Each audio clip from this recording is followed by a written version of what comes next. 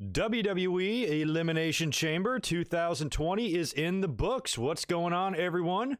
GoodMicWork back at you again, second night in a row, second night of 3 in a row, here to give you a full rundown of tonight's WWE Elimination Chamber, the final pay-per-view on the road to WrestleMania.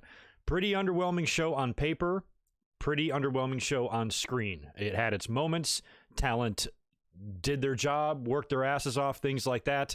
Everything was actually booked relatively smartly too, but it was still just, it lacked enthusiasm, I think. And even with the main event, even though I thought it was brilliant, I loved to see Shayna do what she did. A lot of people were bored. The crowd in the arena was bored. It was dead silent. You could hear the women breathing inside of the pods. So that's what you get when you book a pay-per-view within a 2-week span and you plop a gimmick pay-per-view right in the middle of your path to your biggest show of the year. And it showed. It certainly showed. So anyway, we'll get into all of it here tonight. I'm going to give this pay-per-view, I'll be kind and give this pay-per-view a C, just based on the work of the talent. But other than that, I'm not expecting this to get very high marks from any of you.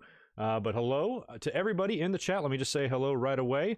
Hopefully we'll have a decent audience in here today. We got a $20 super chat rolling in right off the bat from Spectra. Thank you, man. I appreciate it. Let's answer this right now. Hey, Greg, I need your opinion. I gave main roster another shot, but then Goldberg happened. WWE feels like WCW before it went out. I want to watch NXT, but I don't want to keep supporting this company I have no faith in. Well, I don't know what kind of advice I could really give you other than just do what you want. Your frustrations are the same as ours. We all just kind of deal with them the same way. Some people, their frustration kind of borders on anger, and in order to, get revenge on the WWE or whatever, they're just going to stop watching, or they're just turned off by it, and it's just not entertaining and fun for them to watch it. You got to remember, that's why we all started watching wrestling to begin with, because it was fun. And if it's not fun, then what the hell are we doing? And that's always been my complaint, that I know WWE has its problems, but as long as I still enjoy wrestling more than I dislike it, I'll keep watching it. And even though WWE has its problems, it can still give us great moments as well. We've got some competition now. There is hope out there. But as far as WWE's overall just day-to-day philosophy and, how they do things, it's going to be really easy to get frustrated, probably forever, the way they run it and everything. So if you still like NXT and you still like and can appreciate the good wrestling and just kind of give up on the storyline aspect of things, you'll be just fine. There's AEW, there's New Japan, there's all sorts of wrestling out there. I don't think that if you lose faith in WWE, you have to abandon being a wrestling fan. I think there's enough of it out there for you to maybe make WWE your secondary go-to wrestling source. Watch something else first, make that your number one promotion, and watch WWE on the side. Maybe it'll be easier to tolerate. Probably the best advice I can give you. But at least it's WrestleMania season right now, so you would think things would get really good here starting tomorrow night on Raw with the return of Edge in the next 4 weeks leading up to WrestleMania. But this pay-per-view and Super Showdown, all this shit was completely meaningless in the long run. I can be heard and seen, right? Yeah, we're looking good. All right. Yeah, all right, we'll just give everybody a few minutes. I came up here, I had just had to schedule the podcast at the top of the hour, not really knowing when the pay-per-view was going to end. So if some of you were waiting on for when I schedule this, I'm here early, so what up?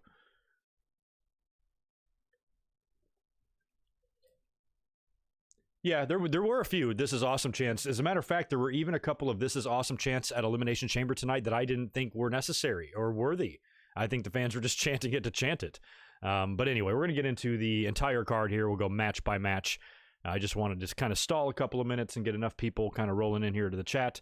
We got over 100 people in here, so that's good enough for me to get going here on these results. Drinking a Frosty Stella tonight on this glorious Sunday evening. And then tomorrow, I'll be up here again. We are kicking off WrestleMania season with the Raw reactions. I started that last week. So I'll be up here as Raw goes on the air tomorrow, and we will do a watch along for the entire thing, and I'll do that every Monday leading up to WrestleMania. A lot of videos coming on the channel, right smack dab into the in the middle of my top 10 WrestleManias countdown from last year that I chopped up and have been releasing in clip form on my channel for the past 10 days. Big This Day in History coming up on March 17th. Big podcast coming up on March 22nd, both WrestleMania related.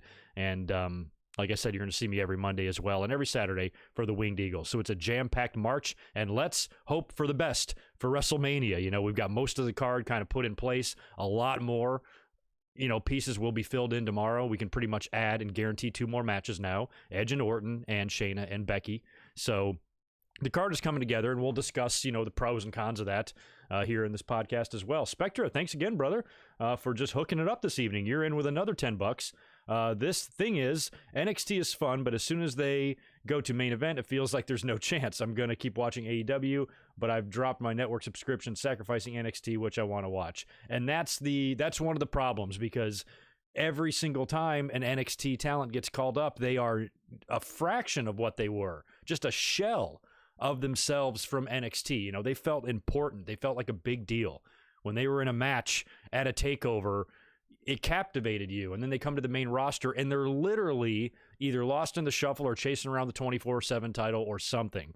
So I can completely understand your frustrations with that, because even if you try to give something like NXT a chance, more often than not, and not all cases, there are some cases where NXT people succeed just fine on the main roster, but for the most part, it seems like they fail, and they are nowhere near as good and as important on the totem pole as they were in NXT. So it's really easy to lose faith. I do not blame you, Spectra, but hopefully you'll at least keep your eye on it for WrestleMania. Who knows? Maybe you'll get surprised. But thanks again. At least we can help. We're here for you, man. We're here for you. Anyway, let's get into the pay-per-view now. I want to start rolling through these results. We'll talk about where it could lead and what it's going to mean for WrestleMania and all that stuff. Well, I got a piece of the the beer wrapper on my lip. Anyway, WWE Elimination Chamber 2020 emanated from, I was looking at my phone over there, emanated from Philadelphia, Pennsylvania at the Wells Fargo Center. Now, this is the same building that WrestleMania 15 was in, and that's the last time I've been in Philadelphia, so they're kind of due. The Sixers are due for a new arena, you would think. That thing's been around for a while. Jesus, and now my cat is opening cupboards. Just like last night, they were fucking with me. All the way in the bathroom, Tito is slamming cupboards. Knock it off, asshole. Anyway, so at least with the Chamber being in Philly, WWE sometimes, not all the time these days, but sometimes they try to take into account what city they're in. Try to give this crowd something. These fans are gnarly, and they want blood and guts, and this is the old ECW crowd. And I'm sure it's not really like that anymore in 2020 with the wrestling scene in Philly, but still, it's an audience you don't want to just parade a bunch of shit out for. You need to take it seriously with them. So I was hoping that these chambers would at least have some good moments and some good spots. So the kickoff show I completely missed. The time change also threw me off. We sprung ahead last night. And for some reason, I was thinking that the pay-per-view started at 8 p.m., but at 7 p.m. I have no idea what I was thinking. So the kickoff show snuck up on me. Completely missed the Viking Raiders versus Hawkins and Ryder. No big surprise there that the Viking Raiders got the victory. Missed the whole match. It looks like it didn't matter. I did catch R-Truth on the kickoff panel. That was hysterical. He thought Peter Rosenberg was Sam Roberts. He thought he was at WrestleMania. He was talking about how excited he was for the Bray Wyatt and John Cena match, and they kind of had to inform him where he was. So that was hilarious. I just checked out the R-Truth 24 doc on the network last Wednesday. It was fantastic. A lot of you guys told me to check it out. I know most of you have seen it, but if you haven't, check it out. It's very good. And if I didn't love R-Truth enough, that sealed the deal for me. As far as the main card goes, the show opened up actually with Daniel Bryan taking on Drew Gulak. I thought they would open with the Chamber and bookend the two Chamber matches, but it was Bryan and Gulak first. I wasn't off to a good start in my predictions. I predicted this match wrong. However, it was a great match. Super good. The crowd seemed into it for the most part. Maybe not at first, but warmed up to it. Everybody on Twitter was marking out for it. And just watching Daniel Bryan kind of in this match with Drew Gulak, it got me thinking a lot. I'm like, first of all, number one, I'm glad that Daniel Bryan is doing this. It's almost like he wants to show WWE like what Drew Gulak can do, because they're a lot alike, similar style, similar size, similar path. And when you think about Daniel Bryan and how lucky he got being at the right place at the right time, had he come along 5 to 7 years after he did, he would have easily been lost in the shuffle. Daniel Bryan probably wouldn't have done much of anything. He probably would have had a great run in NXT, probably even a run with the title. But just like, Spectre was saying earlier on, by the time he got to the main roster, he wouldn't be much. He would definitely not be what he was in NXT, and he certainly wouldn't have the big WrestleMania 30 moment that he had. And I don't think he would make it to that level of a star just based on all of the crazy indie talent that WWE has been taking in over the past few years, where they weren't quite there yet in 2010 when he came in. So things could have been very different for Daniel Bryan, and I think deep down he even knows that. And I think it might be, this might be his request. Say, hey, why don't you let me work with some people that I want to work with and that I want to put over and that I want to showcase that I think can maybe carry the torch for somebody like me is in terms of my position on the roster, over with the smart audience, but maybe not Vince's favorite guy type of thing, a guy who wins a couple of world titles, but he's never going to be Roman Reigns, but he's always going to have the support of the audience for the most part, heel or babyface. And I think there's probably a lot of guys in WWE that Daniel Bryan feels have the ability to do that if WWE would just take notice of them. So the fact that Bryan is working with Gulak at all, I think is good. And I hope this is not the last match between the two. I predicted it wrong. I thought that this would carry on maybe even to a WrestleMania match. And the best way to do that is to have Gulak pull off the upset victory here. It can still go that way. It didn't absolutely have to go that way, which is why I'm not upset at the outcome. Daniel Bryan wound up putting Gulak in the yes lock, and Gulak passed out. So after a really, really solid match there, Daniel Bryan winds up, putting to sleep Drew Gulak, but he kind of did the thing, the Undertaker did this a lot whenever he faced off with a really big challenge and he beat him. He kind of gave him a look after the match like, damn, that guy took me to the limit. So Bryan kind of gave Drew Gulak a look there that made me think this can carry on, and maybe Gulak demands another match, and maybe it does lead to something at WrestleMania, and that's where Gulak gets the victory there. Or this might be it.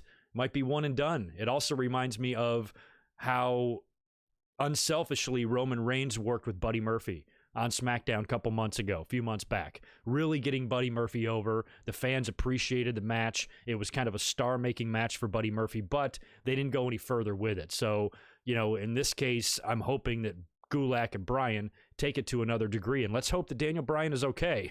He took some pretty nasty bumps on the back of his neck, one in particular on a German suplex that just folded him right up. And he took another one right after that as well. So I'm hoping that Daniel Bryan's head and neck is all okay there. And I'm hoping this issue between the two continues. I thought it was pretty good. Really good match and a really, really solid opener for Elimination Chamber. So it was off to a good start. Let's put it that way. Let me go over here and answer a couple of super chats that I think rolled in. No, just one from Antoine. What's up, dude? Thanks for the $5. This crowd brought this pay-per-view down. I agree. I felt this pay-per-view was a solid B, but it felt like a C because the crowd gave no energy after the tag chamber, in my opinion. Yeah, the crowd, I was kind of frustrated with, and I think I was really frustrated in the end, and I'll talk about that in a minute, because I thought they helped contribute to the opinion that the main event was boring, because I think the crowd was dead. But I thought the way it was kind of set up was cool. The way she kind of tore through everybody, and the build to Asuka getting out of that cage and finally that clash between these two NXT giants. I thought the crowd should have been more into this, and they weren't. And part of that is on the crowd, and part of it is on WWE for just not making that moment feel as special as it should have. But I thought they tried, with Asuka being in the cage, being the last one out of the pod, and screaming through the glass, and the taunting and all that going on, and finally you do it. I just thought the crowd should have been popping. I thought they should have been, the minute that buzzer went off, they should have been like, this is awesome. Like, holy shit, finally, Shayna Baszler and Asuka one-on-one, face-to-face. Winner goes on to WrestleMania. Like, that should have been huge, and it wasn't huge at all. And yeah, the crowd is partly to blame, and partly it's WWE's fault as well. But anyway, we'll talk about that match here in a minute when we get to the main event. Humberto Carrillo and Andrade was up next. Now, Humberto Carrillo is getting yet another United States title shot, and guess what? He's probably going to get another United States title shot after this. The two have a really solid match, which is to be expected from these guys. But in the end, Andrade won, rolling up Humberto Carrillo and held a handful of tights. So Andrade steals a victory there, and we've all been kind of smelling, at least most of you have been bringing it up to me, that they should do a four-way for the United States title. Rey Mysterio, Angel Garza, Humberto Carrillo, and Andrade, all for the U.S. title. That's probably what they're going to do now. And my argument against that was that I wasn't sure during my predictions video, and I did predict this match right. I predicted Andrade to win. I didn't think the four-way would work because Humberto Carrillo has already gotten so many shots. And if he loses here again, how the fuck are they going to justify putting him in another one? Well, now they did the handful of tights thing, so there's your justification. I really didn't think it would be like Humberto winning the title and then dropping it at WrestleMania. I think Andrade's held it this long at this point. He'll probably carry it into WrestleMania and drop it. And I guess they can still do the 4-way, but there's also talk now of maybe there being a 6-pack challenge for the women's match. I don't know how many of these multi-person matches you want, but a 4-way is seeming likely. And I did put this on Twitter earlier too, when I was thinking about the United States title situation and the 4 men currently involved there, Rey Mysterio, Andrade, Angel Garza, and Humberto Carrillo.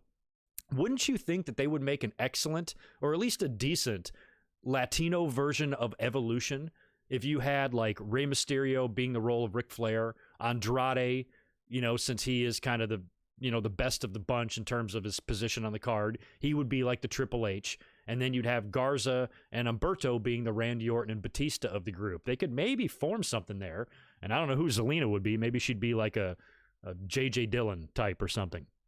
So maybe this is all these guys feuding with each other eventually leads to them coming together and maybe forming some sort of a group. I don't think it would be good. I kind of thought the League of Nations thing was good years ago with Alberto and Sheamus and Rusev and shit, and WWE didn't do anything with that. So Latino Evolution, I don't think WWE would maybe follow through very nicely with that either, but it is an interesting concept that you have all those stars that are very strong and have a bright future, and you have a couple veterans and a current guy in there too. It's a nice, good mix and could make for a good group. Anyway, just a thought.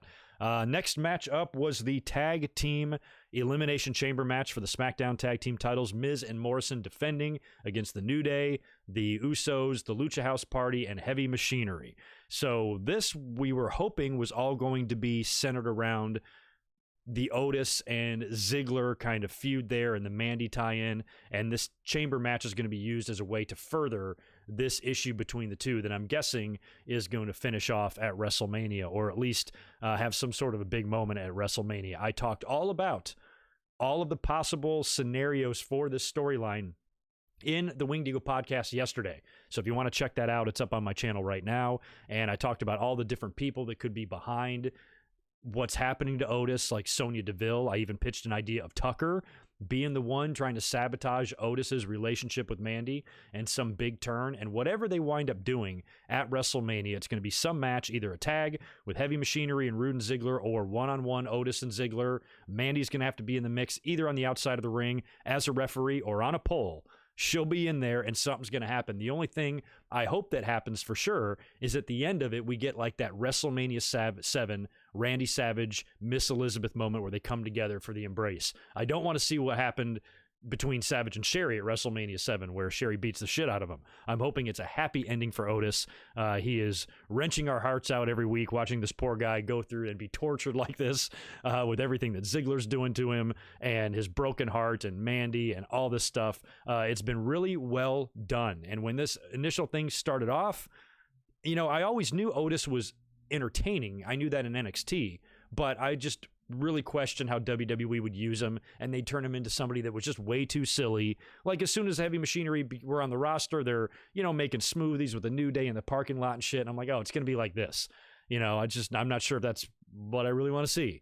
Otis, I think, has got untapped charisma that should be used better, and this whole thing has just been really well done, and it's building to something big, and I think it's going to make for a really nice WrestleMania moment. Otis is going to get a WrestleMania moment. And that's pretty amazing. If you would have told me that a year ago, I'm like, who? What? No way. So I think that's going to be interesting going forward. But anyway, we got to talk about the match first. You get everybody in the pods. The two teams that start are the Usos and the New Day. Naturally, they battle for a little while. The Lucha House Party comes out next. Really good stuff with them. There's a lot of good brawling on top of the pods, and they're all over the place. They were the MVPs of this match for sure. Miz and Morrison were the next to enter, and there was some really good stuff here too. A lot of brawling, including a really good Hurricanrana from the pod, I think, onto Morrison from Grand Metalik, and that was a great spot. And I really like just the quickness and the intensity. The Lucha House Party brought it. I mean, they're such a meaningless gimmick and a faction to me. I don't like them because they're just so animated and stupid and everything, but man, they can all go. They can all work. I wish they were treated a little bit more seriously because they really helped this chamber match, and it really wasn't one of the better ones we've seen, but they contributed to helping it for sure. Heavy Machinery finally came out next. I don't think anyone was eliminated by this point, and that's when Yeah, because they had all the teams in there. Everybody had to catch poor Lince Dorado, who did a thing where he spider his way all the way up the side of the cage and then started climbing his way like over the top, kind of like how they did in the X Division or the lockdown cage matches in TNA or whatever. Kind of reminded me of that. And he's climbing up to the top, and he's basically hanging off the top of the chamber, much like Jeff Hardy hung off the top of the cell in that match with Randy Orton a couple of years ago. And he's kind of up there, and he just does a shooting star press, pulls himself up like chin up style, and does a shooting star press and lands, falls a good 15 feet down on everybody. It was a pretty impressive looking spot. Didn't make much sense or whatever, but it was fun to watch, and it was definitely cool. So the Lucha House Party definitely were not playing any games. Right after that, they got eliminated, though. So they were the first team out, despite being the most exciting team in the thing.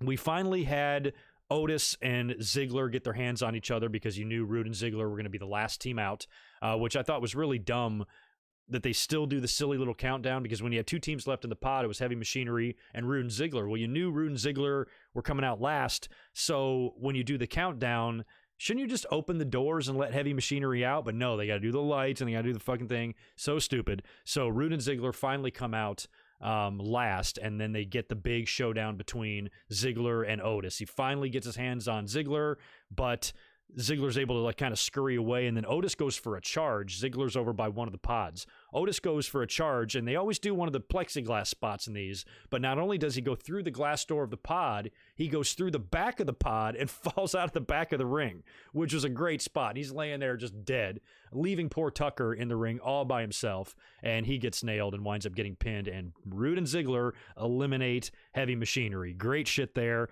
It adds to the story there, and it just builds more. Eventually, when Otis gets his hands on that motherfucker, it's going to be a glorious moment for the wrestling audience. You know it's going to be. I can't wait. So the fact that they eliminated them, I thought was perfect. I wasn't really expecting either one of these two teams to win the tag team titles. If you wanted to add the tag titles to this story just to kind of add something more to it, you could, but it doesn't really need it. There's plenty here to go without it, and I pretty much had my own idea who I thought was going to win this.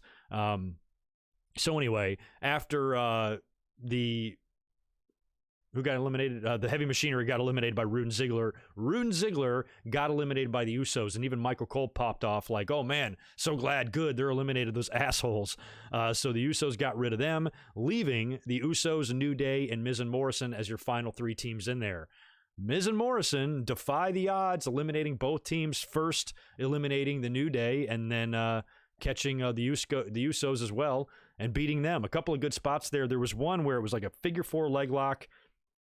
Miz had one of the Usos in the figure four. He was using the ropes for leverage, and then Morrison hit the Starship Pain onto him. That was a pretty good spot there. I don't even remember the finish. I just know they pinned the Usos, got the win, and retained the tag team titles, and it's a good thing that they did, because if they would have lost here, I think they would have gone down as the worst tag team champions in history. I know they've done some live events and some house shows where they picked up some wins, but since they won the titles like 2 weeks ago at Super Showdown, they've had 2 TV matches since then and lost them both. So they're winless on television since winning the titles, and then they're going to drop them here too.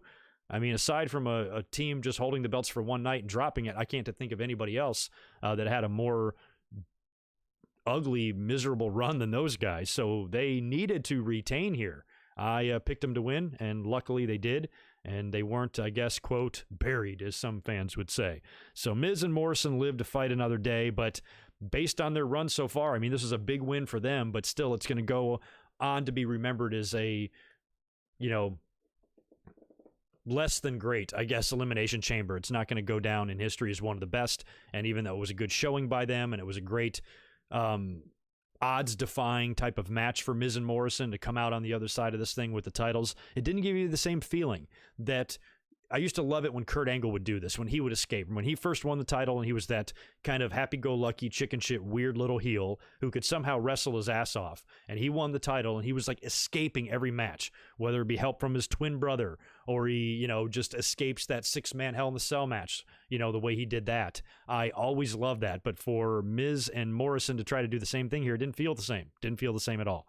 So anyway, congrats to them. They retained. The chamber was just meh. It was just not a very good chamber. Had its moments, like I said, but overall, it's a chamber that I will not even remember. 2 months from now, I wouldn't even be able to tell you who won the match. And don't even get me started about a year from now. So anyway, the Chamber continues to suck. Next up, we had Aleister Black versus AJ Styles. Now, this was all set up this past week on Monday when they were supposed to go one-on-one. AJ decided to force Aleister Black to face off with Gallows and Anderson first. He defeated both of them before eventually getting defeated by AJ Styles in that gauntlet match, and AJ put him down and did the Undertaker's pin and all of that. Immediately following the match, they announced the rematch for Elimination Chamber, and it's a no disqualification match. And so we were like, well, there you go. We're going to see The Undertaker. So this match was extremely predictable, but it went exactly the way it should have, because you knew a lot of people were freaking out that Aleister was done some sort of a wrong on Raw. I'm like, no, he wasn't. They made him, they protected him. They didn't have him lose just to AJ, which would have been fine. Even if it was one-on-one with AJ, it would have been fine. AJ is a goddamn Hall of Famer. He has the right to beat anybody he wants. Nobody's buried who loses to AJ. But I think the fans even knew, or the WWE knew the fans would even think that way. So they made it a gauntlet match instead in order to put Aleister down. So it still took everything in their fucking mother in the kitchen sink to get the job done. So I didn't really have a problem with that. And then when they announced the rematch for the pay-per-view, you knew this is going to be Aleister's payback. So match went pretty much exactly how we thought. The OC is at ringside for this, and since it's no DQ, they can get involved all they want. They finally just jump in the ring right when Aleister is about to black mass AJ on his way to victory. Both the members of the OC jump him. They swarm. All three of them are kicking the shit out of Aleister, so you know it's coming. Finally, lights go out, gong. Lights go out for a long time. Now, in my predictions video, I said it could just be the gong. Might not even be Undertaker. He might not want to make the trip to Philly for Elimination Chamber, so he might just hear the gong, which is just enough to distract AJ, spook him out, and then bam, he eats a black mass. So I thought that might be all we would get, but the longer the lights stayed off, I was like, oh shit, Taker's going to be there. So the lights come back up, and he's got both members of the OC, Gallows and Anderson, in a chokehold and puts them down, and then he hits AJ Styles with a choke slam, allowing Aleister Black to deliver one of the best, and he does it great every time, but this is one of the best black masses I've ever seen. AJ took this thing flush in the face, sold it like $1 trillion, went down hard. Aleister pins him 1, 2, 3, and that's the end of that. And that pretty much is your confirmation that now we're going to get AJ Styles against The Undertaker at WrestleMania. Or are we? I got a better idea. Undertaker is 184 years old. I am sick and tired of him being in WrestleMania matches. It's done. I'm fucking done with it. Why don't you do a handicap match? Why don't you do a 2-on-3 handicap match, Aleister Black and The Undertaker against the OC? That would be great rub for Aleister. He's kind of got a similar gimmick to The Undertaker, so that would be a really cool pairing, I think. We even speculated Aleister Black can maybe be Undertaker's opponent for WrestleMania. So instead of putting Undertaker in a one-on-one match, why don't you add some guys? Now guys like Aleister and Gallows and Anderson can say they worked with The Undertaker at WrestleMania. He's done this before. Wasn't he in a handicap match at 19, right? Against Big Show and whatever. So it wouldn't be that rare of a thing for him. And in his weakened, deteriorated state that he's in at his age, it would keep him somewhat protected, and Aleister Black could do all the work, and he could just go in there and throw a couple of choke slams and some tombstones when he needs to and be The Undertaker instead of being exposed, for being a shell of who you used to be because you're wrestling 20 years past your fucking prime. So I vote handicap match. I kind of hope that's what they do here, because you already have, a pretty big one-on-one match with legends. Goldberg has got a match one-on-one. Edge has got a match one-on-one. Brock has got a match one-on-one, although I argue Brock is pretty much a current star. But Edge and Goldberg really haven't been there. And if you have The Undertaker do the same thing, that's an awful lot of those type of matches, especially with Edge is going to be fine. Edge and Randy Orton, I know, are going to have a good match. I'm not so sure about Goldberg and Roman Reigns. And I know that AJ will give Undertaker every ability to look like $1 million, but still, it's The Undertaker in his 50s, and that's just playing with fire there. So I would rather see the 2-on-3 handicap match. What do y'all think? Y'all agree? Oh yeah, thanks, Diet Water. Listen to Diet Water, get them likes up, y'all. What's our audience looking here? Okay, not too shabby. Yeah, hook me up with at least 100 likes, and so I don't have to cry myself to sleep. I'd appreciate it. How was Liv after that brutal shot into the glass of the pod? Yeah, that was pretty crazy. There were a couple of good moments in that thing. I really liked some of Shayna's dominance. But anyway, let's move on. After the Aleister Black match, what was next? We had, the Street Profits defending against Seth Rollins and Buddy Murphy. This match, I think, was just there to get the rematch out of the way. There would be no point in putting the belts on the Street Profits on Monday and taking them off of them here on Sunday. That would be dumb. So what I predicted in my predictions yesterday is pretty much what happened. We know that Kevin Owens and Seth Rollins are probably going to be working one-on-one at WrestleMania. This will be a perfect way to kind of set that up, have Kevin Owens interfere or something, and Street Profits can retain. That's what happened. So match was okay. Eventually, you see Kevin Owens coming down through the crowd with popcorn, eating popcorn, and I thought they were going to do like the AEW thing where he was going to like have a ticket and sit there, but instead he hops right over the barricade. Seth comes out to the ring. He takes a handful of popcorn and throws it in Seth's face, and that's enough to kind of stun Seth, and then Dawkins just comes plowing through and nails Seth with a crazy shoulder tackle. He goes right into the barricade. That looked sick, leaving poor Murphy in the ring all by himself. He ends up eating a frog splash, and the Street Profits retain the titles. No big surprise there. After the match, Seth Rollins looks a little bit pissed at Buddy Murphy, and I'm like, oh man, are they going to really do the split already? They just formed this stupid-ass Monday Night Messiah, and now they're going to do away with it already, and Seth's like mad at Buddy Murphy. It's your fault, bitch. You're the one that got popcorn thrown in your face and got taken out by Dawkins. You should have been paying attention, and you're mad at Murphy? Go fuck yourself, Seth. Such an asshole. Anyway, Seth seems mad, but he also doesn't see Kevin Owens right behind him. Owens hits him with the Stone Cold Stunner, and when he leaves, he dumps the popcorn on Buddy Murphy, who's still laying on the outside of the ring. Good stuff there. I would assume tomorrow night on Raw, the challenge will be laid down, probably by Seth because he's pissed. Well, no, actually probably by Owens. Seth will be pissed. You know, Seth will come out there and I want a piece of you and blah, blah, blah, Kevin Owens. And then Owens will say, hey, what about WrestleMania? And Seth will say, you're on and whatever. So Owens and Seth will probably be made official tomorrow night. So will Becky and Shayna, and so will Orton and Edge. So yeah, WrestleMania is shaping up. We'll talk about the projected card here in just a little bit. And kind of a surprising outcome here. This one really shocked me. And it shouldn't shock me because it was booked properly and booked right. But in my head, I was completely dismissing this Intercontinental title handicap match, Braun Strowman defending against Sami Zayn, Cesaro, and Shinsuke Nakamura. I don't know why I'm dismissing it. These three guys are all very good and should be even bigger stars than they are. Why is it so out of the question that they should be able to beat Braun Strowman? And I think I was thinking more in lines of he just won the damn title, and a beast like Braun Strowman, I would like to see have a dominant run with the Intercontinental title. I was in no hurry to see this guy drop it at all because it's the only gold he's really ever had. So they do the match, and I don't even know, when was the last time we've seen Sami Zayn in the ring? I don't remember watching him wrestle anytime recently in the last several months. So the match goes on. It's not like 3-on-1 like Tornado style. They are on the outside of the ring, so they do have to tag in and out.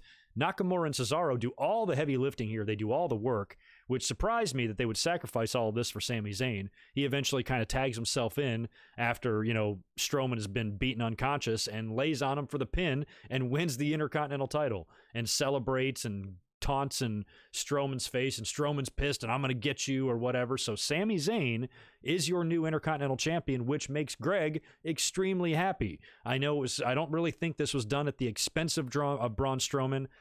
I don't think he really needed to lose the title this quickly, but at the same time, it was a handicap match. This cannot be classified really as a burial in any way. If anything, those guys would have been buried if they lost.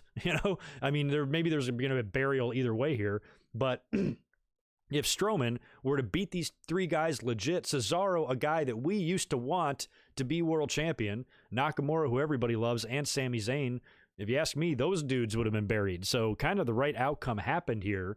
And Sami is your new Intercontinental champion. So I was kind of shocked. I predicted Strowman to win, and maybe this will make it more interesting. Where do you guys think it's going to lead to WrestleMania now? I was kind of thinking that Strowman was going to go into WrestleMania to take on Sheamus. Sheamus has been talking lately. He mentioned something recently in the last few weeks that he's never won the Intercontinental title, and it's the only piece of gold he's ever had. He's a big guy that could be a believable opponent to put down Strowman because he's beaten everybody else, and he's won multiple world titles. And it could be a good moment for him at WrestleMania. But now with Sami Zayn winning the title, who knows what they're going to do with the title. And it could be another multi-man type of thing at WrestleMania. I hope it's not. It seems like we might have a lot of those happening, but we'll see. Sami Zayn, new IC champ. Congrats to him. Let's see. Anything happening over here in the chat? No fights breaking out? Y'all didn't spill nothing? Nothing like that?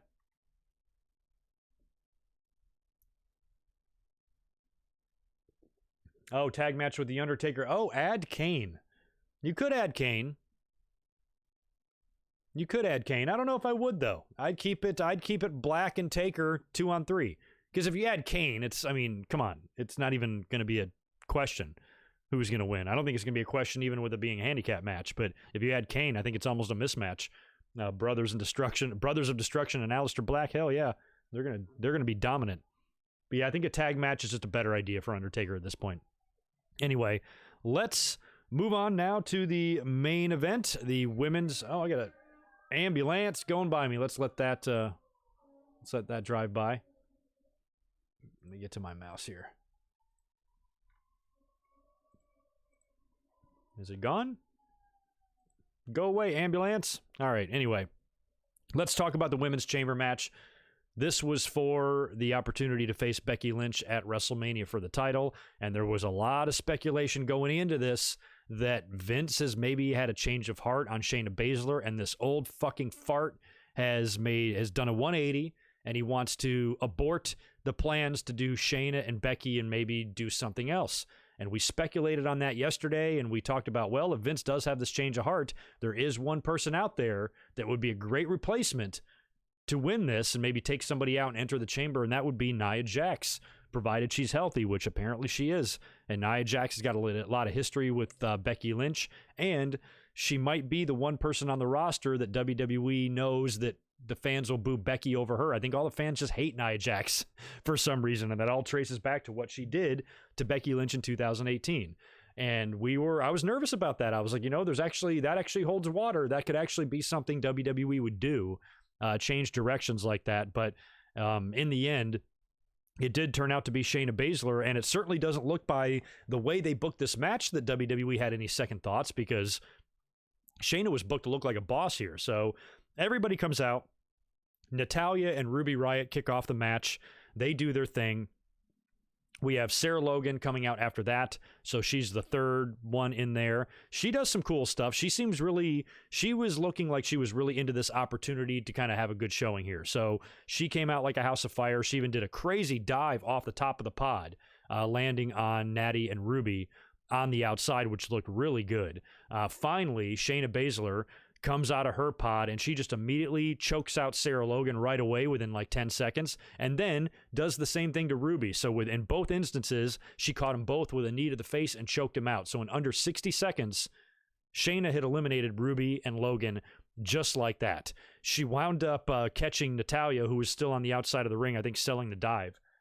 She catches her on the outside of the ring, and in a great spot, takes her inside of the opening of the pod and takes the pod door and just starts slamming it right into Natty's face like 20 times. It was brilliant. And even Lawler goes, Natalya was shown the door. Sometimes that guy can be funny.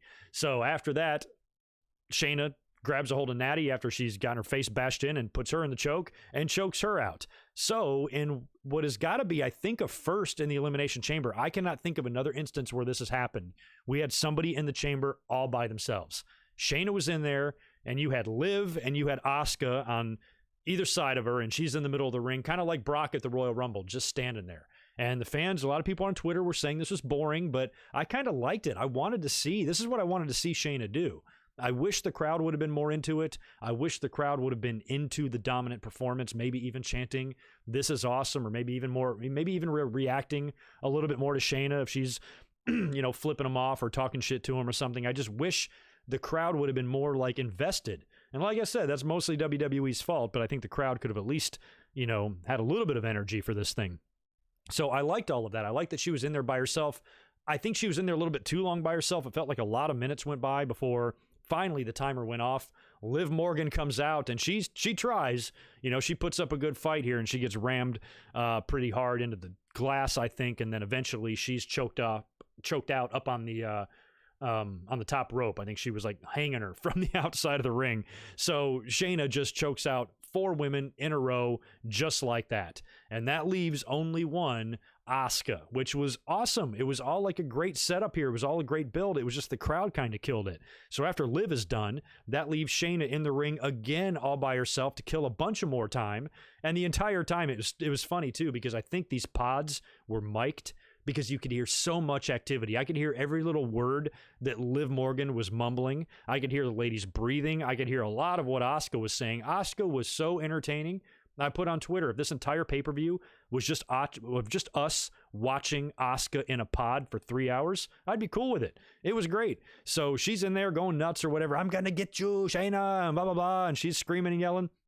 She's got the injured wrist. She got pulled out of the match on Monday Night Raw, and I'm glad she did because that really helped this setup, I think. So finally, the timer goes off. The referee even struggles to open up the door of the pod. Asuka comes out, and the two clash, and she takes it to Shayna at first, even gets her in the Asuka lock a couple of times, but Shayna eventually counters out of it. I think she just rolls through and locks in the rear naked choke on Asuka as well, and eventually Asuka is choked out, and that's it. A dominant performance. All 5 opponents were choked out by Shayna Baszler, and that's probably honestly what you needed to do there. That was the right kind of way to build Becky's opponent. Becky's been champion for a year. Nobody's been able to knock her off. You know, she even got the best of Ronda Rousey. Most badass woman in the game.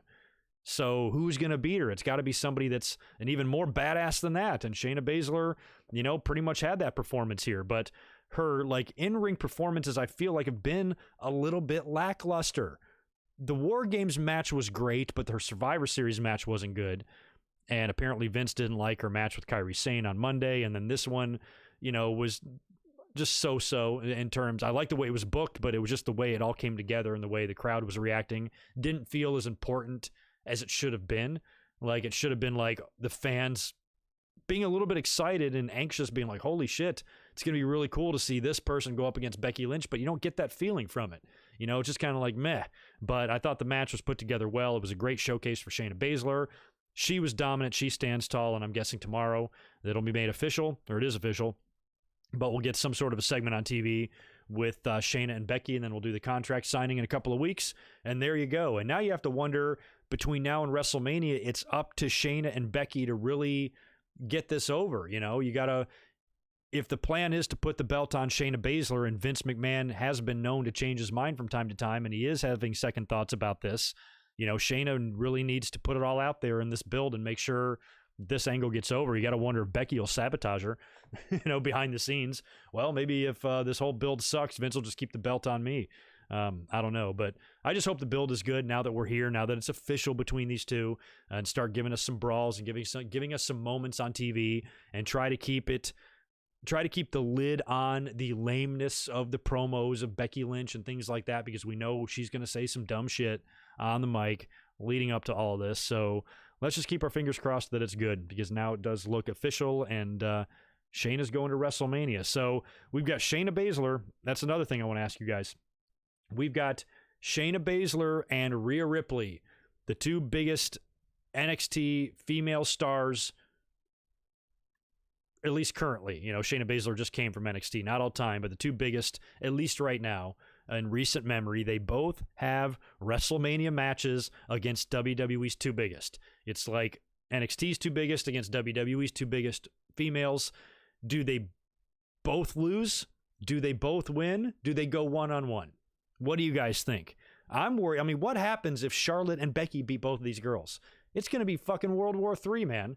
So if it's only going to be one of them, because I find it hard to believe that Becky and Charlotte will both go down. I do. I find that hard to believe. They might, but in my head, I'm like, no, I think one of them's got to win. So who would you rather see? That's a really good question for you guys. That's a great Twitter poll, actually, because boy, is that going to really force the fans who just hate fucking everything related to Charlotte and Becky and everything WWE. It's going to really force them to choose. Who would you, if only one can win, who would you rather be, Shayna or Rhea? Which win do you think would be more important? Is it more important for Rhea to beat Charlotte, or is it more important for Baszler to beat Becky? And if one of them has to lose, which one do you think could survive the loss better than the other one? Could Ripley survive a loss to Charlotte? Especially if she wins the belt back, because you got to remember, if Charlotte beats Rhea, she's NXT champion, which means by default she's going to be in NXT. So you could do a return there. So maybe Rhea can bounce back from that, and it turns into a series of matches between the two.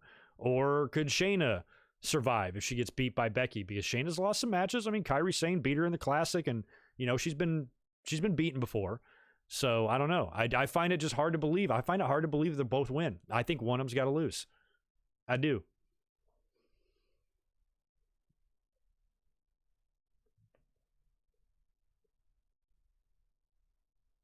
I mean, it feels like, yeah, I agree with Ryan. It feels like Becky's the one that's the ripest, because she's been champion for a year. I mean, in the talk of her, taking time off, yeah, maybe that probably factors in too, but just the fact that she's been champion a year, it's probably time for her to drop the belt here. So feels like she's the one that's going to lose for sure. And that kind of leaves Charlotte probably taking the NXT title. If WrestleMania was tomorrow and this was my predictions video right now, I'd predict Charlotte. I would. I think Charlotte would beat Rhea. And then from there, it's just a matter of, WWE trying to do a return and adding Charlotte to NXT for a while. I don't necessarily think is a bad thing, especially if they do set up a return. And you got to remember, Rhea Ripley is like 23 years old. She is a badass and going to be a huge star, and already pretty much is. But, there's a lot of experience on that one side. And that could play into the match somehow. Oh, the inexperience of Rhea. Oh, she's going to be a star one day. Her age showed in this match, and the Queen was able to beat her. And, then she can be pissed, demand a rematch at a takeover or some shit, and win the belt back. And then by the time you get to SummerSlam, Charlotte's back on the main roster. So you could do it that way, and it wouldn't be like the end of the world. But we're already just in a horrible position here as it is, because the fans, unfortunately, are going to accept nothing less than a Rio victory, and anything else is going to set a fire in their panties, and I'm going to have to listen to that, and it's going to suck. So anyway, what's WrestleMania looking like so far? Let's I didn't write anything down here, but let's try to count them on our fingers. So we got Roman and Goldberg, Brock and McIntyre, we've got Orton and Edge, Baszler and Becky. What am I missing there? John Cena, Bray Wyatt. We've got Undertaker and AJ in some sort of a match, hoping a handicap match there. Apparently, the report is now it's going to be a six-pack challenge or a multi-woman match for the SmackDown women's title. So that's 7 matches. We're probably going to have the Battle Royal. That's going to be 8 matches. We're going to have a couple of tag matches. That's going to be 10. We got a U.S. title and an Intercontinental title match. Most likely, that's going to be 12 matches now, assuming both of those are defended on the card. And, and I didn't even mention Rhea and Charlotte, did I? So Rhea and Charlotte. So yeah, we're already looking at about like a 14-match card here as it is. And that might not even be including some other crazy shit they do. We haven't seen any celebrity bullshit yet. Last year, Braun Strowman was screwing around with the SNL guys. We could see somebody like that get involved, Tyson Fury, or I don't know, something. I hope not, but it could happen. Yeah, that's a lot. WrestleMania is already shaping up to be a pretty stacked card.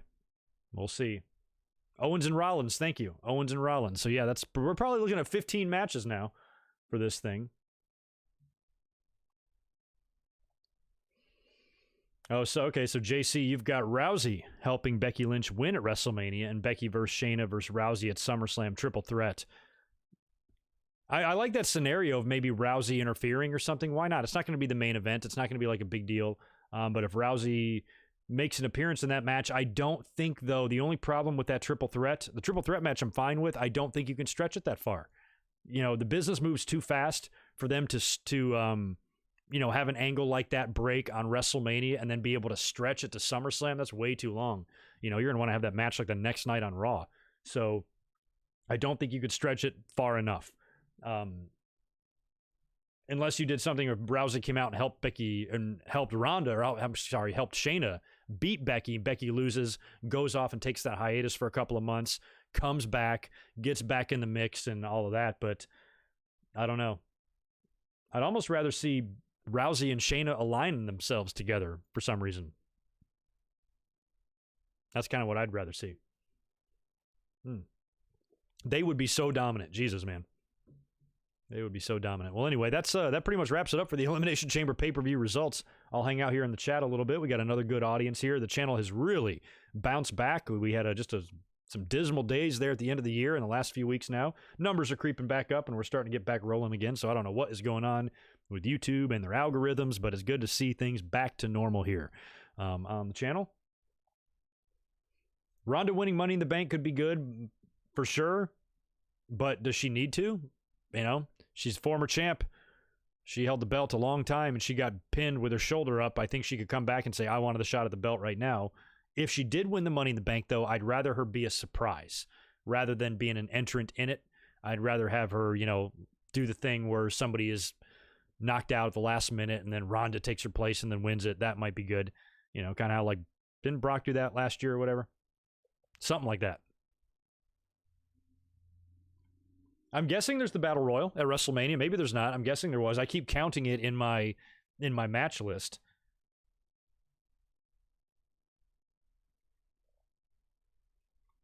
Yeah, Zane, that is a possibility, and I've been talking about that. I'm extremely nervous now about Brock Lesnar and Drew McIntyre because how are you going to do any other scenario other than Roman Reigns beating Goldberg? Like, he has to beat him, right? So that makes me a little bit nervous. Are you going to have two guys that look alike, you know, win titles, and is that really what they're going to do? And we were all so certain that Roman Reigns was going to win at 34, and he got put down hard by Brock in the end, and then he went on to win at WrestleMania. I'm sorry, SummerSlam, excuse me. So they could do a similar scenario here, have Drew go down at Mania but win the belt at SummerSlam. But you know what that means? 5 more months of Brock? I vote no on that one. And we still don't know what the hell's going on with Cain Velasquez. You know, something's going to happen with him in the future again. So I don't know. I don't know how it all plays in, but based on what we saw this past week on Monday, I really like the segment between Drew McIntyre and Brock Lesnar, and I want to see Drew win the title.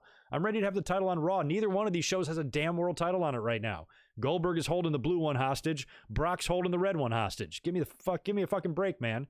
So yes, please put the belt on Drew. For F's sake. What's up, Dominique Richardson? Good to see you, man. Thank you for the $2. I appreciate it. What about the women's tag match? Oh, yeah, did I not mention that either? Yeah, so we're going to have a women's tag match as well, the tag title match. Yeah, so you're looking at about 16, 17 matches now if we really add these things up. Did I hear about Vince reportedly being done with Ricochet? No, I don't. I guess so. I know there's been some rumors of that, but I still don't know where that's really coming from. Like, I know he lost to Riddick Moss on Raw. That sucked and everything. And he got beat by Brock in just a couple of minutes, but that's what I expected to happen. I didn't expect him to have that much offense against Brock or really have any chance to beat Brock. And he got a title shot at a pay-per-view 14 days ago. How do we go from that to him, like, he should quit the company? Seems like it happened awful fast. So I think it was a combination of him being beat rather handily by Brock, but so did Kofi, you know, and Vince seems to still love Kofi.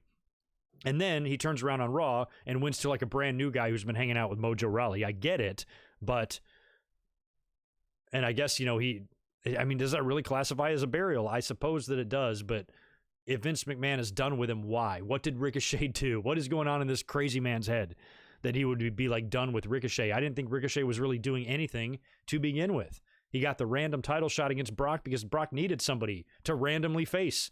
And I think it was better that they did Ricochet rather than some big title contending star for Brock just to beat when you know they're going to lose. It's probably better for him to beat somebody that we know he would beat anyway. So I didn't really see the trouble in that. So yeah, I don't know what the story is behind the scenes with Ricochet or Vince or WWE. But if he's unhappy there, I hope they set him free. Let him go. Devlin, what's up, man? Appreciate the $10, dude. Always good to see you. Man, this show overall was very meh. That's what we were saying. I am not a fan of pay-per-views in between Rumble and Mania. Me neither. And I've pitched for a long time that WWE should cut down the amount of pay-per-views. And I think one of the ones that would be a great one to eliminate is the February and March pay-per-views. And just do everything on TV, man. That's all you got to do.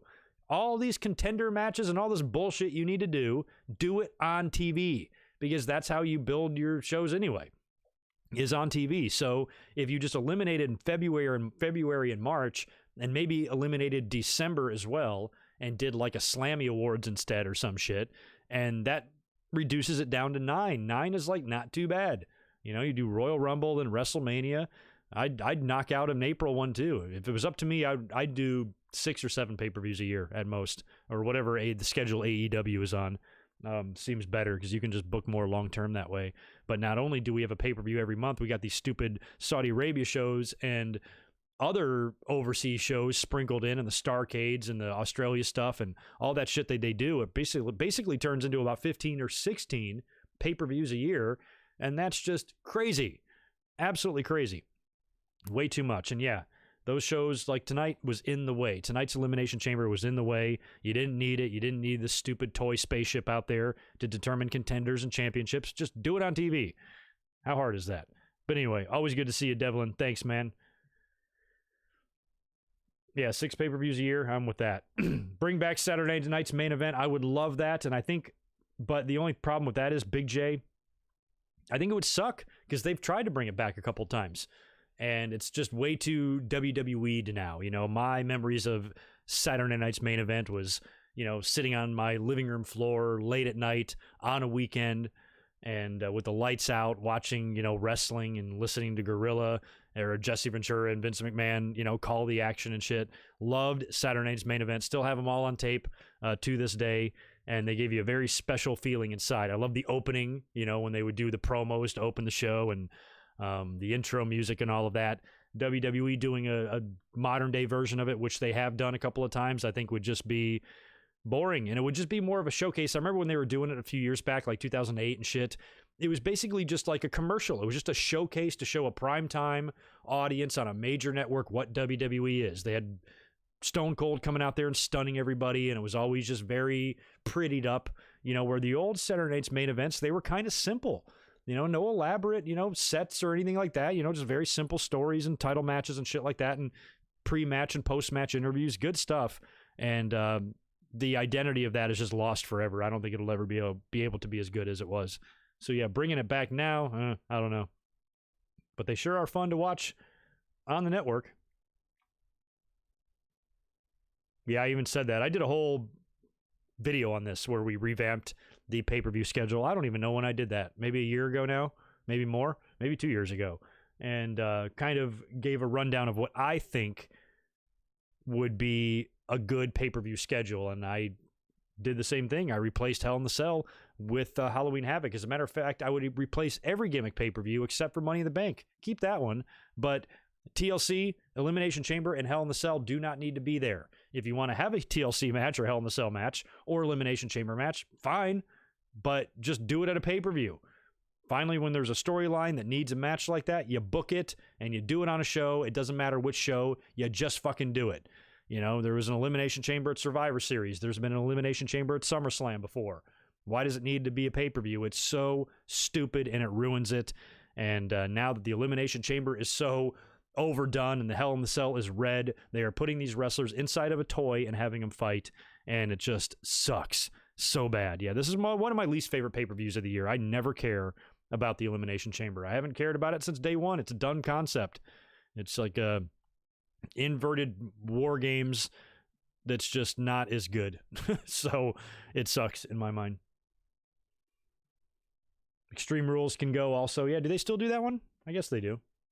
Yeah, the hell with Extreme Rules. I don't want nothing to do with that one either. Eric Kuntz, I don't know who Bayley faces at Mania. The entire time for the past like 4 or 5 months, I was just assuming, wrongly assuming, I'm guessing, that it was going to be Sasha Banks. I just thought that the story that the two of them have had for the past year, dating all the way back to last year's WrestleMania, and how Sasha Banks left, and her hiatus, and everything that led to that hiatus, and now her coming back, and what a difference it would be from a year prior where they drop the tag team titles against a team that we haven't seen fucking since in the Iconics, and then this year they're facing each other for the title. That's probably a great source of pride for them if they were able to do that. But now, word is, it's going to be like a 6-woman challenge or a 6-pack challenge. Kind of look like recently on TV, they've kind of been building Lacey as their next big babyface, but I'm not into Lacey as a babyface. I mean, I understand why she would be with her, you know, with her service in the military and all of that. She makes a very natural babyface, but her character does not.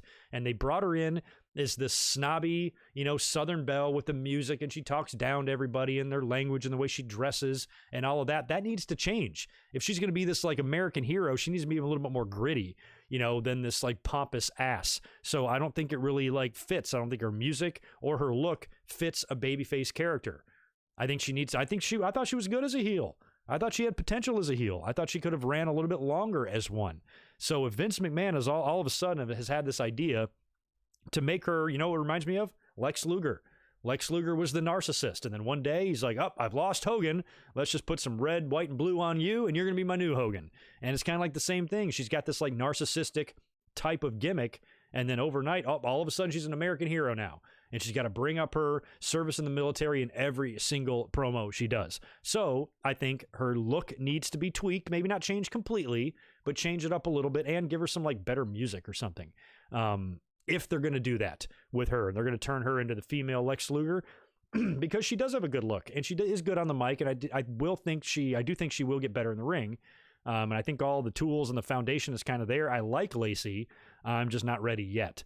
And I wasn't ready last year either when she was getting title shots against Becky Lynch. So we shall see where that goes. Jimmy is not on any drugs? Good. Drugs are bad.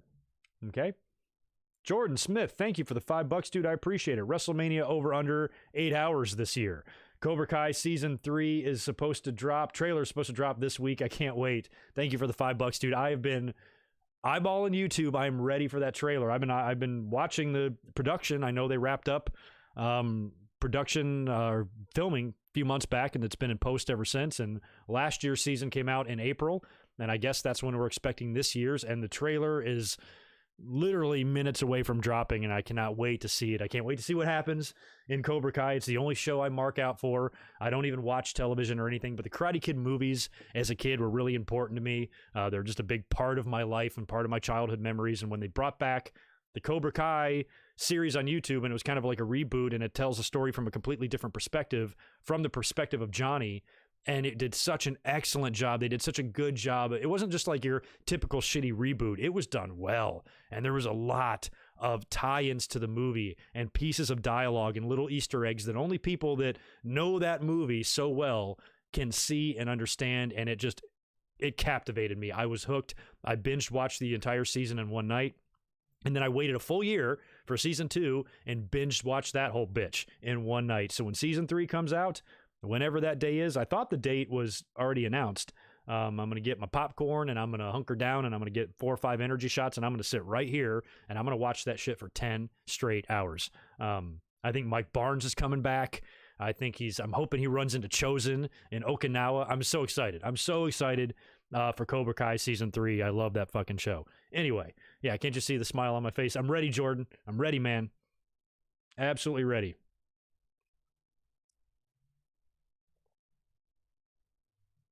Yeah, Trey, I'm not disagreeing that Lacey Evans is a future champion. I absolutely believe she will be one. I just think she transitioned a little bit too quickly from pompous asshole to American hero. I think it should have been done a little bit more subtly, and it literally seemed like it was done overnight. And I have no problem with her being a babyface. I just wish the transition was done a little bit better. And if it was up to me, I'd be waiting or I'd be doing it differently. That's all. But I like Lacey. I like her kid, too. She's a good family woman. Yeah, AJ, you took it away. But yeah, I heard about Kumiko, Daniel's girlfriend, and she could be brought back as well. And I still think Elizabeth Shue is going to show up on the show, because that kid got really seriously fucked up injured at the end of season 2. So if she shows up here in season 3 because she's a doctor, maybe she saves him. She could always also be the mother of one of those girl karate students or something.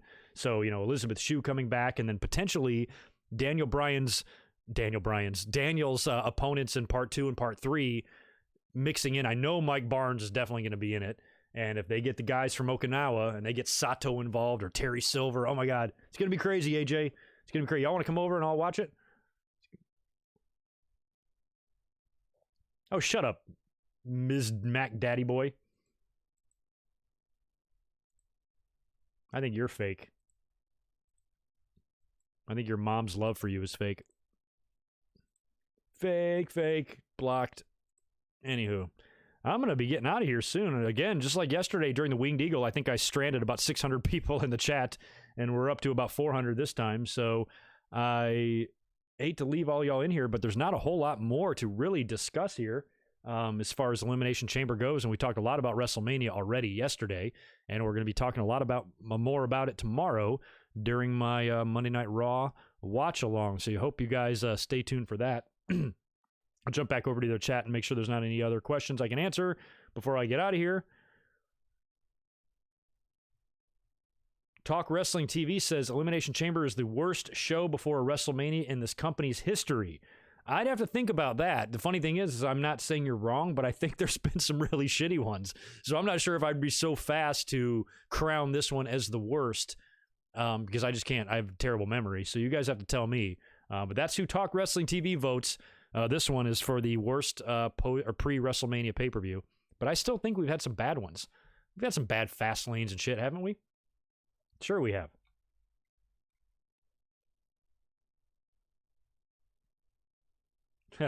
Harry Rice, you've never seen The Karate Kid or Cobra Kai? All right, let me just block you. No, I'm kidding. Yeah, that's the thing. It's just a purely nostalgia thing. Like, even if I saw the movie like one time, even if I saw The Karate Kid one time and watched this show, it wouldn't have that connect. I wouldn't, be so like, oh my God. I still think it's a well-done show, and you don't have to necessarily see the movies to be able to follow this one. But the way it ties in the movies is so really, really, really good. When I was a kid, man, me and my cousin were obsessed with the movies. We used to have karate tournaments in our basements, and we like straight up beat the shit out of each other. We got bloody noses and busted lips all the time because we would legitimately punch and kick each other. We were like little karate psychos. Completely untrained. We just beat the shit out of each other for no reason. Maybe that's what's wrong with me. Marcus Metcalf, man, thank you for the $5, dude. I appreciate it. Didn't Heyman have the same idea for Punk to tap everyone out inside the chamber match at December to Dismember, and Vince shot it down? I've never heard that story. It's probably true. It's just one I've never heard. I had no idea that that's what Heyman wanted. Is that the same December to Dismember that was like the horrible one, right? The really shitty pay-per-view? I don't even remember. I know that was like the worst pay-per-view in history, and it goes down as like one of the worst buy rates and everything, but I don't even remember what happened on the show. I don't remember what the main event was or anything. So I'm not aware of that story, but it would have been cool to see Punk do that. But then again, Punk, I mean, was Punk's character really to be that like type of badass guy? Would he even be, he's not like a Brock. I could see a Brock doing that. I don't know. I could maybe understand at that time Vince shooting that down. Might actually be on Vince's side on that one. Sammy winning is the highlight of the night for you. Yeah, I think it's a highlight of the night for a lot of people. I was really happy to see him win the IC title. Very happy. Johnny Lawrence, he really is the best babyface ever. Get a lot of sympathy for him in those first couple of seasons. I want to see him and Daniel team up and form the Ultimate Dojo. Nobody's going to be able to stop the two of them. And they might have to team up because they might have a lot of people coming at them. Greg, please no leave. Well, I'm sorry. I got to get out of here. I got much else to say. There's probably a ton of people online right now too, right? Fightful, Joe Cronin, Delexman, Salamonster, and myself. Hopefully I'm in the lead in the sexiness department. Probably not viewer department though. Yeah, I don't know. I'm not quick to say. I wish Strowman would have kept the title. I wish he would have had a long dominant run. But I don't know if I'm saying somebody's weak because they lost a 3-on-1 handicap match. Maybe losing 1-on-1 or something, maybe. But he shouldn't have lost the title at all. But, losing 3-on-1, it's kind of a tough thing to overcome, He's not Shayna. He's not Shayna Baszler.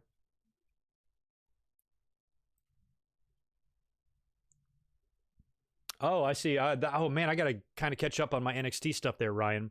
Do I think Rhea retains and then loses to whoever wins the ladder match at TakeOver? So they're doing a women's ladder match at TakeOver. Winner's the number one contender, right? Maybe.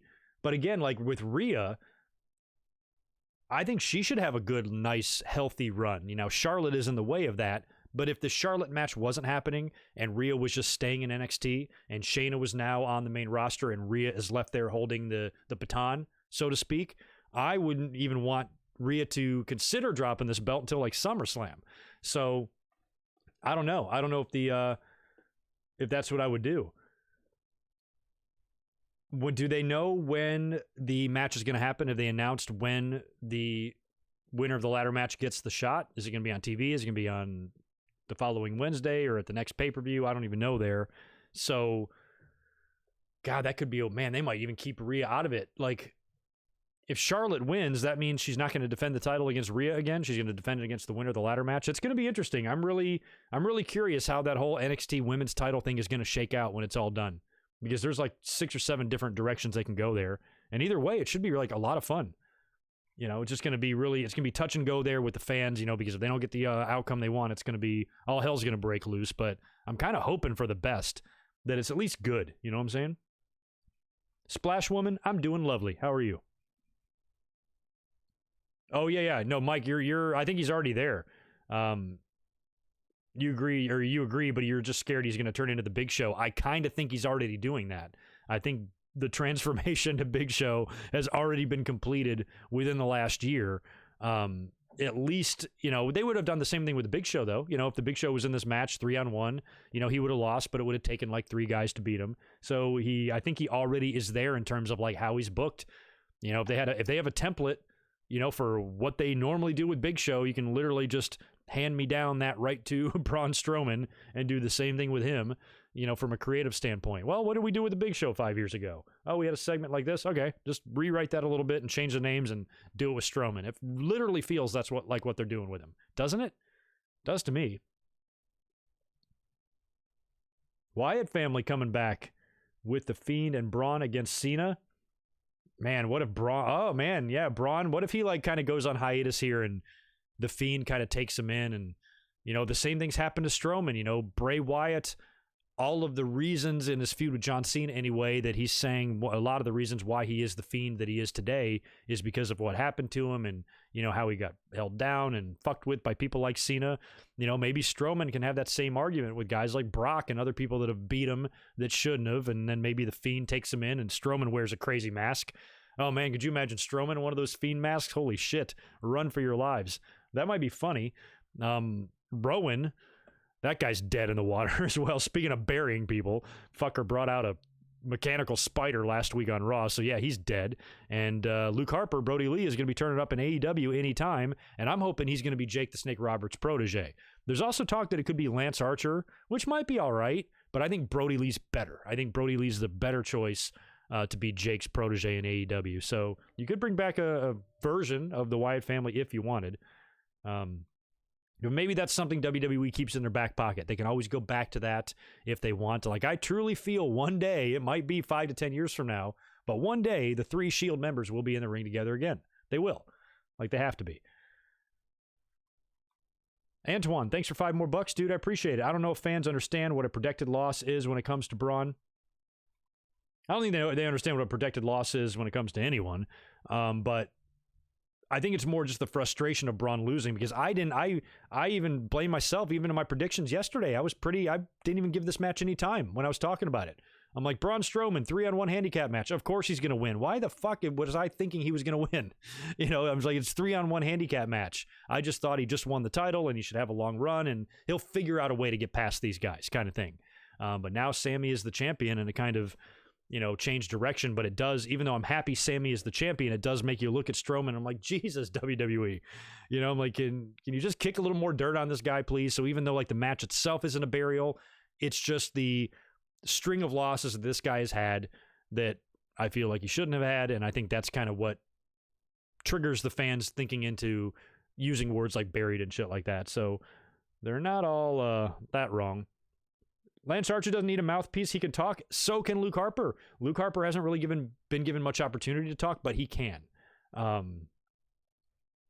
think Jake would be fine for both. I just think Harper would be better. He's just a better fit all around. So yeah, I'm with you on Archer.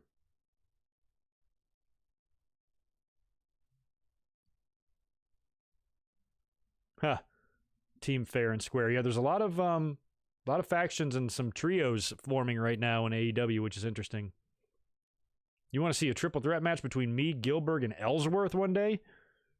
Why would you? I mean, I know Ellsworth is kind of a scumbag, so I don't mind killing him, but why would you want me to hurt Gilbert? Because you know I'd murder both of them, right? Gilbert's like a cool dude. I would never lay harm on him. So, Mike, you're kind of an asshole for proposing that match, because you're putting those two guys in harm's way. And that's not nice. You should apologize for that. Nick Musser's coworker thinks both Roman Reigns and Drew McIntyre win titles at Mania, and that's very possible. I mean, if I'm predicting this right now, I think I'm still predicting them both. I really think McIntyre, you should make him a champion. You need that. You need more top contenders. You need a belt on Raw, and Goldberg simply cannot hang on to that thing longer than WrestleMania. I will lose my shit. So it could be both. I mean, at this point, I hope it is both because I feel like it's definitely going to be Roman. I mean, what are the odds? I mean, what is the percentage that Roman loses to Goldberg? 0.003 or some shit. So Roman is going to win. So now it's just a matter of, is Drew going to win? And they could pull a fast one on us and change shit up or whatever. But no, I want it to be McIntyre, even though I think having them both win is weird. I still want it to happen just because I want McIntyre to win the title. I just think that's great. So, or that would be a great addition for Raw, just to have somebody like him, somebody new as the champion. I don't think it's going to translate into like better ratings or anything. I don't think with McIntyre as champion, Raw will increase viewership at all. I just think it'll be more enjoyable for the fans who now have a world title on the fucking show that's there being defended and being built for pay-per-views and stuff. That right there, plus the addition of another main event guy now on your roster and Drew McIntyre, a guy that the fans are mostly behind, all that's positive. But in the end, I don't think it'll really translate into ratings. I think guys like Brock and Cena bring in the ratings, and WWE knows that. That's why they keep bringing them out on TV. That's why you see Goldberg and NWO and all this shit on TV all the time. Ellsworth and Enzo, me against them. Oh, yeah, that'll be awesome. I'll just beat the crap out of both of them. Can Joey Janela be the referee? That would be great.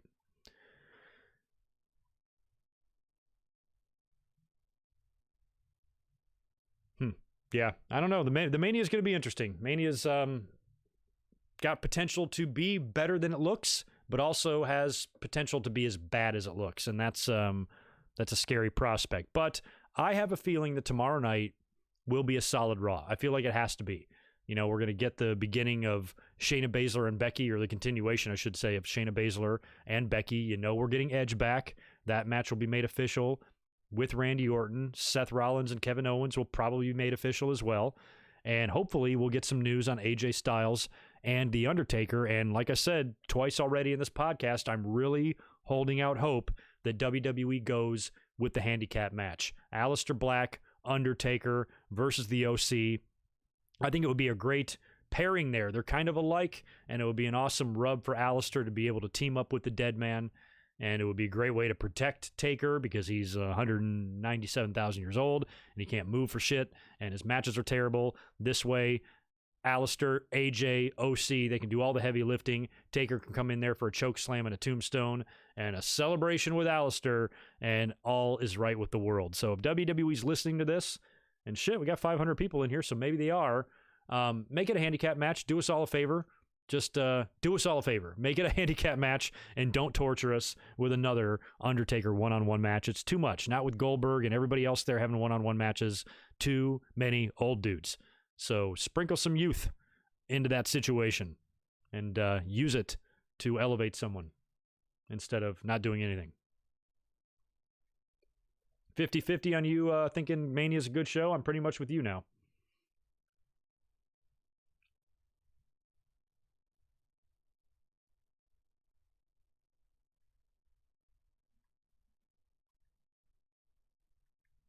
And let's hope coronavirus doesn't have any more effects on WrestleMania. And an update from yesterday on my podcast, I still have not found toilet paper. None of the stores around me have them. I've got a little bit left, but I'm getting close. So anyway, let's hope that this coronavirus shit gets itself figured out so the stores will start carrying toilet paper again.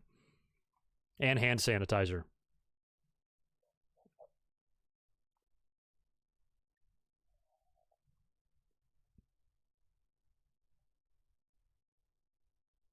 Oh, yeah, I got to mention Stone Cold Steve Austin coming up on 3/16, 1 week from tomorrow.